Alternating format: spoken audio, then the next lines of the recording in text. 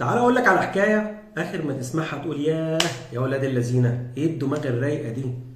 لو انا سالتك مين هو اول فهلوي في الدنيا دي مش هتعرف تجاوبني. طب لو قلت لك مين اللي لعب بالبيض والحجر هتروح على طول للاستاذ احمد زكي الله يرحمه. صح صح، لا غلط. اللي لعب بالبيض والحجر هو اول فهلوي في التاريخ ومش الاستاذ احمد زكي. جدودنا يابا جدودنا، ده النصاحه في دمنا ولا حدش قدنا. مش بقول لك كل ما هو جديد وحصري عندنا بس في حكاوي مصري. تعال اسمعك الحكايه.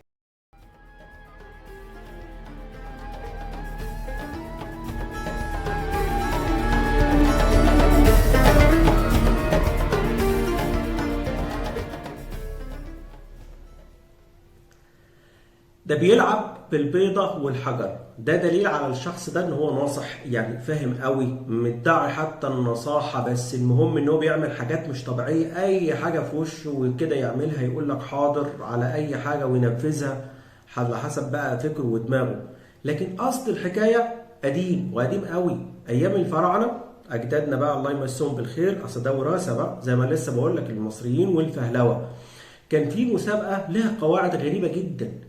هي ان يدخلوا بقى المتسابقين كل واحد معاه بيضة ويحدفها كده على الحجارة، فالبيضة اللي مش هتتكسر صاحبها هو اللي يفوز. طب انهي منطق بس اللي تحدف البيض كده على الحجارة مش هيفوز؟ فيضحكوا بقى ويهيصوا من غير ما حد يفوز. فبالتالي بقى الجماعة اللي هم لجنة التحكيم ما يدوش اي حد حاجة، لان كان المفترض ان هو يفوز ياخد كيس من الذهب، فمحدش بيفوز.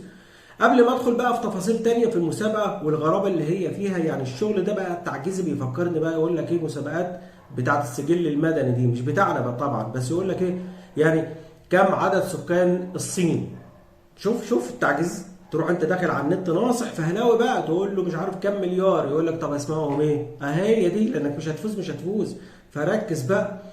وبعدين الموضوع بقى مين يحدف بيضه؟ ده البيضه دلوقتي معديه ال 4 جنيه. انا نفسي شالت منها هي والفرخه، حتى لو رخصت ورجعت تاني خلاص النفوس شالت. جه واحد نحات فرعوني وناصح فهلوي، اهو ده اول فهلوي في التاريخ. عمل ايه بقى؟ جاب الحجر فعلا ونحت منه على شكل بيضه ودهن كده. طبعا الالوان موجوده، اذا كانت الالوان عايشه لحد الان. دهنها كده على شكل بيضة وراح داخل المسابقة. طبعا جامد وجاحد وواثق وفاهم. اتكل على الله، يلا قول بقى 1 2 3. طبعا مش 1 2 3 يعني، على حسب بقى ما كانت بتتقال ازاي. دخل بقى حدف البيضة اللي هو ماسكها، اللي هي اصلا مصنوعة منين؟ من الحجر. وكسب وخد بقى كيس المال وخلع. ناصح ولا ناصح وفاهم جدك يابا. طيب اتكررت بقى المسابقة في الميعاد الطبيعي بتاعها تاني. استقطبوه، مسكوا بقى اللي هو البيضة اللي معاه، ازاي دي ما تتكسرش؟ يعني عدت علينا ماشي وانت فزت مرة. مسكوها لقوها حجر. فمن هنا طلعت ده اللي لعب او ده اللي بيلعب بالبيضة والحجر. مش بقول لك بقى ان الصحة في دمنا ولا حد بيهمنا. يلا اشوفكم بقى ان شاء الله تعالى في فيديو جديد من حكاوي مصري. سلام.